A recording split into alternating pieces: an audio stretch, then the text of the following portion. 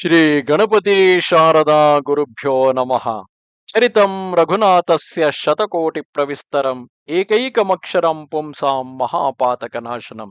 ಶ್ರೋತೃಗಳಿಗೆ ಶ್ರೀರಾಮಚರಿತ ಮಾನಸದ ಅಯೋಧ್ಯ ಕಾಂಡಕ್ಕೆ ಸ್ವಾಗತ. ಶ್ರೀರಾಮಚಂದ್ರನು ವನವಾಸಕ್ಕೆ ಹೋಗಲಿರುವ ಸಂಗತಿಯನ್ನು ತಿಳಿದು ಕೌಸಲ್ಯೆಯು ದುಃಖಭರಿತಳಾಗಿದ್ದಾಳೆ. ಶ್ರೀರಾಮನು ಹೇಗೋ ವಿವೇಕ ತುಂಬಿದ ಪ್ರಿಯವಾದ ಮಾತುಗಳನ್ನಾಡಿ ತಾಯಿಯನ್ನು ಸಮಾಧಾನಪಡಿಸಿ ಸಂತೋಷಪಡಿಸಿದ್ದಾನೆ. ಆದರೆ ಪತ್ನಿಯಾದ ಸೀತಾದೇವಿಯು ತನ್ನ ಅತ್ತೆಯಾದ ಕೌಸಲ್ಯೆಯ ಬಳಿಯಲ್ಲೇ ಕುಳಿತು ಏನು ಮಾಡಬೇಕೆಂಬುದನ್ನು ಅರಿಯದೆ ಮನಸ್ಸಿನಲ್ಲೇ ಕಣ್ಣಿನಲ್ಲೇ ತನ್ನ ಆಶಯವನ್ನು ತೋರ್ಪಡಿಸುತ್ತಾ ಅತ್ತೆಯ ಬಳಿಯಲ್ಲಿ ಕುಳಿತಿರುವಳು. ಆಗ ಕೌಸಲ್ಯೆಯ ಮಾತಿನಂತೆ ಶ್ರೀರಾಮಚಂದ್ರನು ಸೀತೆಗೆ ಸಮಾಧಾನವನ್ನು ಹೇಳುತ್ತಿರುವನು. ತಾಯಿಯ ಎದುರಿಗೆ ಸೀತೆಯ ಬಳಿ ಮಾತಾಡಲು ಶ್ರೀರಾಮನಿಗೆ ಸಂಕೋಚವೆನಿಸುತ್ತದೆ. ಆದರೆ ಆಪದ್ಧರ್ಮವನ್ನು ಅನುಸರಿಸಿ ಸೀತೆಯಲ್ಲಿ ಇಂತೆಂದನು: ಎಲೈ ರಾಜಕುಮಾರಿಯೇ, ನನ್ನ ಬುದ್ಧಿವಾದವನ್ನು ಶ್ರದ್ಧೆಯಿಂದ ಕೇಳು. ಮನಸ್ಸಿನಲ್ಲಿ ಅನ್ಯಥಾ ಭಾವಿಸಬೇಡ. ನನ್ನ ಮತ್ತು ನಿನ್ನ ಒಳಿತನ್ನೇ ಎಣಿಸುವೆಯಾದರೆ ನನ್ನ ಮಾತನ್ನು ಪಾಲಿಸಿ ಮನೆಯಲ್ಲೇ ಇರು. ಇದರಿಂದ ನನ್ನ ಅಪ್ಪಣೆಯನ್ನು ಪಾಲಿಸಿದಂತಾಗುತ್ತದೆ, ಅತ್ತೆಯ ಸೇವೆಯನ್ನೂ ಮಾಡಿದಂತಾಗುತ್ತದೆ. ಮನೆಯಲ್ಲೇ ಉಳಿದುಕೊಳ್ಳುವುದರಿಂದ ಎಲ್ಲ ವಿಧದಿಂದಲೂ ಕ್ಷೇಮವೇ ಆಗುವುದು. ಆದರದಿಂದ ಅತ್ತೆ ಮಾವಂದಿರ ಚರಣ ಸೇವೆ ಮಾಡುವುದಕ್ಕಿಂತ ಮಿಗಿಲಾದ ಧರ್ಮವಿಲ್ಲ. ತಾಯಿಯು ನನ್ನನ್ನು ನೆನೆದು ಭಾವವಿಹ್ವಲಳಾದಾಗ ನೀನು ಆಕೆಯನ್ನು ಪುರಾಣ ಪುಣ್ಯಕಥೆಗಳನ್ನು ಹೇಳಿ ಸಂತೈಸು. ಓ ಸುಮುಖಿ, ತಾಯಿಯವರ ಸೇವೆಗಾಗಿಯೇ ನೀನು ಇಲ್ಲಿ ಇರುವುದನ್ನು ನಾನು ಬಯಸುತ್ತೇನೆ. ಇದು ಸತ್ಯವಾದುದು. ನನ್ನ ಸ್ವಭಾವದಿಂದ ಹೇಳುತ್ತಿದ್ದೇನೆ. ನನ್ನ ಅಪ್ಪಣೆಯಂತೆ ನೀನು ಮನೆಯಲ್ಲೇ ಉಳಿಯುವುದಾದರೆ ಗುರುಗಳು ಶ್ರುತಿಗಳು ಬೋಧಿಸಿದ ಸಮಸ್ತ ಧರ್ಮ ಪಾಲನೆಯ ಪುಣ್ಯ ನಿನಗೆ ಅನಾಯಾಸವಾಗಿ ದೊರೆಯುವುದು. ಆದರೆ ಹಠದಿಂದ ಯಾರಿಗೂ ಸುಖವಿಲ್ಲ. ಗಾಲವ ಮುನಿ, ನಹುಷರಾಜ ಇವರು ಹಠದಿಂದ ಪಡಬಾರದ ಪಾಡುಪಟ್ಟರು. ಎಲೈ ಸುಕುಮಾರಿ, ಬುದ್ಧಿವಂತಳೆ, ಕೇಳು. ನಾನು ತಂದೆಯವರ ಆಜ್ಞೆಯನ್ನು ಪಾಲಿಸಿ ಬೇಗನೆ ಹಿಂದಿರುಗುತ್ತೇನೆ. ಈ ವನವಾಸ ಕಾಲವು ಇಷ್ಟರಲ್ಲೇ ಕಳೆದು ಹೋಗುತ್ತದೆ. ನನ್ನ ಮಾತಿನಂತೆ ನಡೆ. ಸುಂದರಿ, ಪ್ರೇಮವಶಳಾಗಿ ನೀನು ಹಠ ಮಾಡುವೆಯಾದರೆ ಅದರ ಪರಿಣಾಮ ದುಃಖಪಡಬೇಕಾದೀತು. ಕಾಡು ತುಂಬಾ ಭಯಂಕರವೂ ಕಷ್ಟದಾಯಕವೂ ಆಗಿದೆ. ಅಲ್ಲಿಯ ಬಿಸಿಲು, ಚಳಿ, ಮಳೆ, ಗಾಳಿ ಎಲ್ಲವೂ ಭಯಾನಕವಾದುದು. ಹಾದಿಯಲ್ಲಿ ಬರಿಯ ಕಲ್ಲು ಮುಳ್ಳುಗಳೇ ಇರುವವು. ಅದರ ಮೇಲೆ ಪಾದರಕ್ಷೆಗಳಿಲ್ಲದೆ ಬರಿಯ ಕಾಲಿನಿಂದಲೇ ನಡೆಯಬೇಕಾಗುತ್ತದೆ.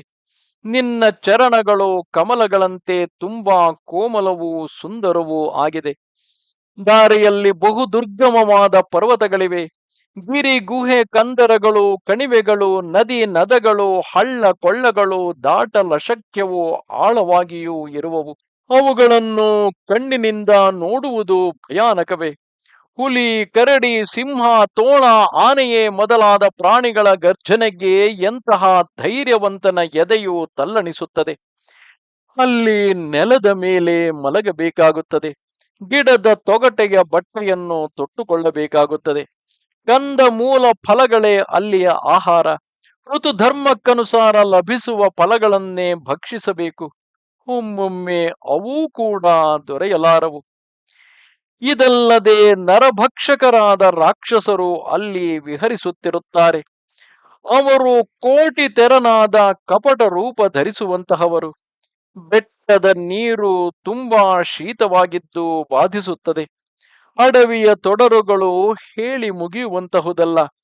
ಕಾಡಿನಲ್ಲಿ ಭೀಷಣ ಸರ್ಪಗಳು, ಘೋರ ಭಯಂಕರ ಪಕ್ಷಿಗಳು, ನರನಾರಿಯರನ್ನು ಕದ್ದೊಯ್ಯುವ ರಕ್ಕಸರು ಹಿಂಡು ಹಿಂಡಾಗಿ ತಿರುಗುತ್ತಿರುತ್ತಾರೆ. ಕಾಡಿನ ಭಯಂಕರತೆಯನ್ನು ನೆನೆದರೆ ಸಾಕು, ವೀರಾಧಿವೀರರು ನಡುಗುತ್ತಾರೆ. ಹೀಗಿರುವಾಗ ಎಲೈ ಮೃಗನಯನೇ, ನೀನು ಸ್ವಭಾವತಃ ಭೀರುವಾಗಿರುವೆ. ಎಲೈ ಹಂಸಗಮನೆ, ನೀನು ಕಾಡಿಗೆ ಬರಲು ತಕ್ಕವಳಲ್ಲ. ನೀನು ವನವಾಸಕ್ಕೆ ತೆರಳಿದರೆ ಜನರು ನನ್ನನ್ನು ನಿಂದಿಸುವರು. ಮಾನಸ ಸರೋವರದ ಅಮೃತದಂತಹ ಜಲದಲ್ಲಿ ಬೆಳೆದ ಹಂಸಿನಿಯು ಕ್ಷಾರ ಸಮುದ್ರದಲ್ಲಿ ಜೀವಿಸಬಲ್ಲುದೆ. ತಳಿರುಗಳಿಂದೊಡಗೂಡಿದ ಮಾವಿನ ತೋಪಿನಲ್ಲಿ ವಿಹರಿಸುವ ಕೋಗಿಲೆಯು ಗೊಬ್ಬುಳೆಯ ತೋಟದಲ್ಲಿ ಶೋಭಿಸುವುದೇ? ಎಲೈ ಚಂದ್ರಮುಖಿ, ಇವೆಲ್ಲವನ್ನು ಚೆನ್ನಾಗಿ ಯೋಚಿಸಿ ನೀನು ಮನೆಯಲ್ಲಿ ಇರು. ಕಾಡಿನಲ್ಲಿ ತುಂಬಾ ಕಷ್ಟಗಳಿವೆ. ಸಹಜವಾಗಿಯೇ ಹಿತವನ್ನು ಬಯಸುವ ಗುರುಗಳು, ಪ್ರಭುವು, ಸಹೃದಯರು ಹೇಳುವ ಬುದ್ಧಿವಾದವನ್ನು ಶಿರಸಾವಹಿಸಿ ಅದರಂತೆ ನಡೆಯದವರು ಮುಂದೆ ತುಂಬಾ ಪಶ್ಚಾತ್ತಾಪ ಪಡುತ್ತಾರೆ. ಅವರ ಹಿತಕ್ಕೆ ಹಾನಿಯಾಗುವುದು ನಿಶ್ಚಿತವಾಗಿದೆ. ಶ್ರೀರಾಮಚಂದ್ರನು ಇದೆಲ್ಲವನ್ನೂ ಹೇಳುತ್ತಿದ್ದರು. ಆತನ ಮೃದು ಮನೋಹರವಾದ ಮಾತುಗಳನ್ನು ಕೇಳಿ ಸೀತೆಯ ಚೆಲುವಾದ ಕಣ್ಣುಗಳು ತುಂಬಿ ಬಂದವು. ನಮಸ್ತೆ ಶಾರದೆ ದೇವಿ, ಕಾಶ್ಮೀರ ಪುರವಾಸಿನಿ, ತ್ವಾಮಹಂ ಪ್ರಾರ್ಥಯೇ ನಿತ್ಯಂ, ವಿದ್ಯಾದಾನಂಚ ದೇಹಿಮೆ. ನಮಸ್ಕಾರ.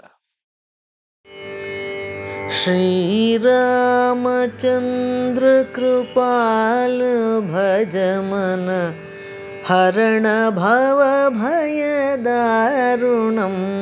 ಶ್ರೀರಾಮಚಂದ್ರ ಕೃಪಾಲ ಭಜ ಮನ ಹರಣ ಭವ ಭಯ ದಾರುಣಂ. ಶ್ರೀರಾಮ್ ಶ್ರೀರಾಮ್ ಶ್ರೀರಾಮ್ ಶ್ರೀರಾಮ್ ಶ್ರೀರಾಮ್ ಶ್ರೀ